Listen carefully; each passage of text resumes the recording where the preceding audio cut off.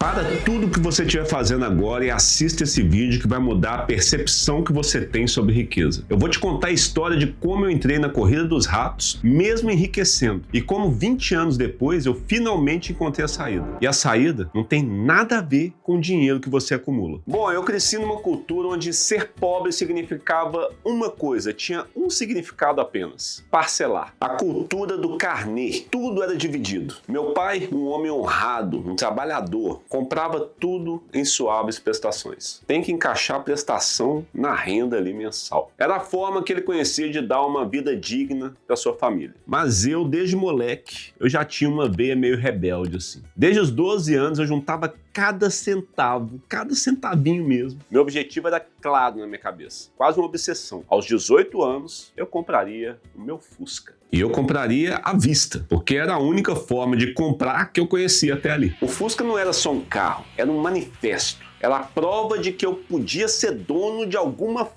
coisa, cara. Sem dever nem um centavo pra ninguém. A minha liberdade, tá ligado? Era o meu primeiro grito de independência contra o sistema que meu pai, minha família e a maioria das pessoas que eu conhecia, todos sem saber, é claro, estavam presos. Então, alguns dias depois que eu completei meus 18 anos, o diabo apareceu. E ele veio na forma de um Chevrolet Ômega. Aquele carro era sensacional. Quem é daquela época vai lembrar. Meu tio, meu padrinho, que sempre me dava bons presentes, que Deus o tenha, com a melhor das intenções, ele estacionou aquele carro, o símbolo máximo do sucesso na época, na porta da minha casa. O cheiro do carro, o brilho na lataria, o tamanho do carro.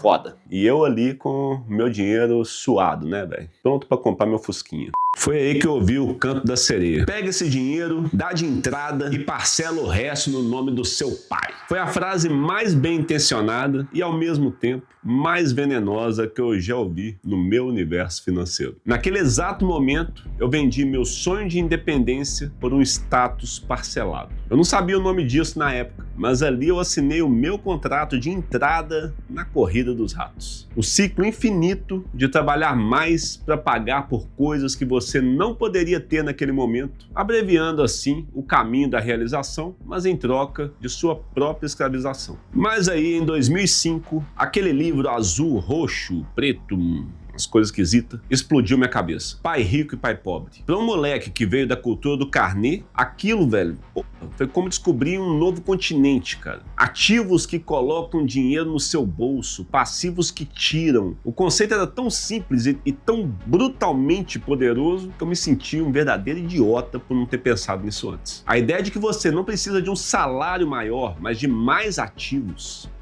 A ideia de que o dinheiro pode trabalhar para você, em vez de você trabalhar para ele. Eu vi que existia um caminho para sair da merda, para quebrar as correntes da corrida dos ratos. E eu mergulhei de cabeça naquilo. A busca pela riqueza, pela acumulação de ativos, se tornou a minha obsessão. O número na conta virou o placar do jogo. E veja bem, eu joguei o jogo. Joguei pra caralho. Eu ganhei, eu perdi, eu acumulei. O número na conta crescia, mas a satisfação não vinha na mesma proporção. A riqueza eu percebi que é uma grandeza sem limites. Você tem o sonho de ter 100 mil, aí você chega lá e vê que 1 milhão é possível. Aí você bate 1 milhão. E aí você quer 3, 5, 10, bate 10, quer 100. É uma cenoura na ponta de uma vara que você nunca alcança. E o pior de tudo mesmo, que me fez realmente parar para pensar e começar a refletir sobre isso. Eu comecei a olhar pro próximo nível, dos caras que tinham mais do que eu ali, que tinham chegado mesmo no próximo nível, e eu vi uma coisa em comum na maioria deles, na grande maioria: um vazio, uma infelicidade crônica. E é engraçado porque quando eu olhava pra frente eu via isso. Era onde eu queria chegar, mas cara, tinha essa coisa. E quando eu olhava pra trás, era diferente. As pessoas que estavam mais atrás nessa escalada financeira, eu via que elas também tinham suas infelicidades. E aí você vai vir com aquele papo: ah não, porra, antes ser um rico infeliz do que um pobre infeliz e tal. Mas esse pessoal, mesmo na infelicidade, conseguiam ter alegria, inspiração, paixão nas coisas simples. Num sorriso, num olhar, num beijo. Essas pessoas do próximo nível parecia que tinham vendido a alma no meio do caminho, sabe? Eles trocavam o tempo com a família por mais um zero na conta.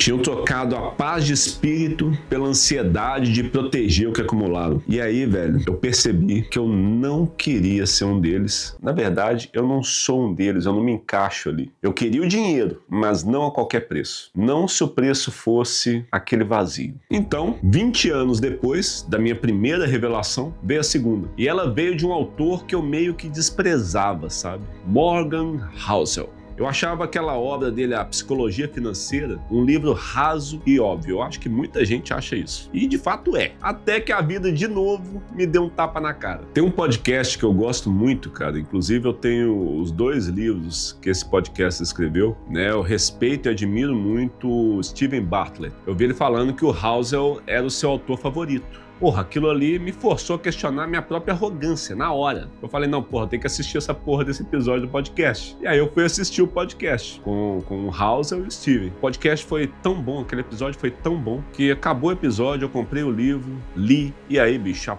porcaria do mundo se expandiu de novo, velho. Minha percepção se ampliou assim, da mesma forma que lá em 2005 com o Pai Rico, Pai Pobre. O Housel, com uma simplicidade ali, desconcertante até, ele me mostrou que eu passei 20 anos olhando pro alvo errado. Foda, velho.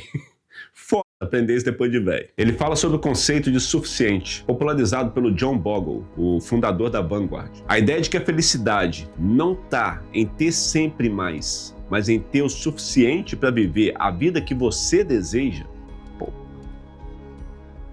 Velho, aquilo me quebrou. E claro, ter maturidade para entender qual é a vida que você deseja e não desejar ter a vida que as redes sociais te pressionam para que você deseje. É tipo, cara, quer gastar dinheiro? Gasta com coisas que você realmente gosta. E por que você tem que gastar com coisas que você realmente gosta, que vão proporcionar experiências que vão ficar na sua memória ou na memória das pessoas que você ama? Porque a hora que você vai gastar, a hora que você vai tirar aquele dinheiro para colocar em alguma coisa assim, cara, tem que valer a pena. Porque aquele dinheiro garante a sua autonomia, né? A gente vai buscar a riqueza na autonomia. E se aquele dinheiro garante mais da sua autonomia, tem que valer a pena você colocar ele em alguma coisa que você realmente goste. E eu não tô falando pra você não ter luxo nem nada assim. Eu gosto, cara. Tem as coisas que eu gosto muito. Tem as coisas que eu não dou a mínima, sabe? Eu gosto muito. A vida inteira eu gostei de carro e moto, cara, que anda rápido. Então é um gasto que pra mim, pelas experiências que me proporciona, se eu for olhar só pra mim, pô, vale a pena, cara, né? Agora, se eu olho, pô, que um final de semana com meu filho num lugar, num parque legal, alguma coisa que ele gosta, não tô falando parque caro, mas um parque que tenha dinossauro, alguma coisa do Pokémon, vai ver ter o mesmo valor do carro, porque vai ficar na minha memória. Todos os carros esportivos que eu tive, eu tenho uma memória boa com eles, as motos também, né? Mas, cara, as memórias que mais me enchem o coração são com as pessoas que eu amo. Então, velho, você começa a pesar tudo. Eu gosto de relógio também, gosto pra caramba, inclusive, comecei a gostar depois de velho. Você começa a ver, tipo, porra, peraí, eu tenho 3 relógios, cara, será que eu preciso de mais um? Sabe? Será que em vez de comprar aquele relógio que tá na minha cabeça aqui, que eu vi lá no Instagram, lá, porra, ele brilhando e tudo, será que não é melhor pegar esse dinheiro e investir em outro tipo de memória? Sabe? Será que não é melhor deixar esse dinheiro lá, financiando minha autonomia, na minha riqueza? É esse jogo que começa a ser jogado. Não um jogo de tipo, eu quero 10 milhões. E aí você chega nos 10 milhões, você vê que, porra, a vida ainda continua daquele jeito, né? Então você vai querer 100 milhões agora. E começa a não ter mais tempo pra nada, não tem qualidade de vida, não tem nada, porque você tá focado naquela corrida e você sabe que você só chega ali se você estiver focado. E quando você chega lá, você vê que não é aquilo ali, é mais, sabe? Essa mudança de percepção, cara, é absurda, sabe? O Morgan Housel conseguiu fazer isso com seu livro. Riqueza não é um número, a riqueza é a autonomia, é a capacidade de acordar de manhã e decidir o que você vai fazer com o seu dia sem ansiedade financeira. Hoje eu posso decidir isso, mas, cara, eu fico meio que ansioso. Porra, eu vou perder o pregão, sabe? Eu vou deixar de fazer aquele trabalho pra empresa, sabe? É foda, cara. Tem ansiedade financeira. Esse poder é o poder de usar o seu dinheiro como um voto na vida que você quer viver, a vida que você de fato quer viver. Cada gasto não é uma perda, é uma escolha, é um voto em memórias, em experiências, em ajudar quem você ama. Porra, tem coisa melhor que isso, velho. É a liberdade de poder dizer não. Não para um trabalho que você odeia, não para um sócio que você não respeita, não para um projeto que não faz sentido nenhum. O dinheiro deixa de ser um placar, igual eu falei no início, e se torna uma ferramenta para esculpir a sua vida, a vida que você quer. Cara, é por isso que eu falei que esse vídeo é para todo mundo, velho. Na boa, eu vou mandar essa porra desse vídeo para todo mundo lá em casa, vou mandar esse vídeo para minha família inteira, para os meus amigos, para todo mundo, velho. Em 2005, se você me perguntasse o que era riqueza, eu te daria um número exato, que foi mudando com o tempo. Mas era 100 mil reais, depois 1 milhão, era um número que toda vez que eu atingia, eu mudava para um número maior. E é assim com muita gente, tá? Era um jogo sem fim, cara, uma corrida sem linha de chegada. Você não conseguia curtir quando você chegava lá, porque você já tinha um próximo alvo. Já hoje, se você me pergunta o que é riqueza, a resposta é